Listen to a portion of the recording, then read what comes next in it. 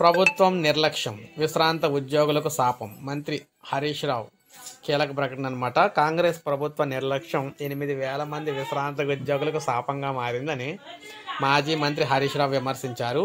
ఈ మేరకు ప్రభుత్వ విశ్రాంత ఉద్యోగి ఠాగూర్ నారాయణ సింగ్ ఆవేదన అయితే ఎక్స్ వేదికగా పోస్ట్ చేస్తూ హరీష్ రావు అయితే పలు వ్యాఖ్యలు చేశారు.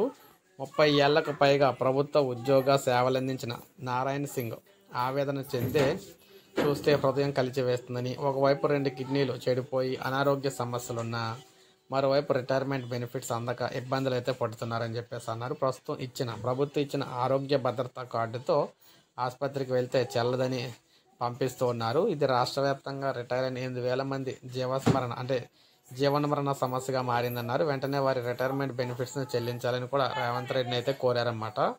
సో ప్రభుత్వ పెన్షనర్లకు న్యాయం చేసి వారి పెండింగ్ బకాయిలు అయితే చెల్లించాలని చెప్పేసి కోరడం అయితే జరిగింది.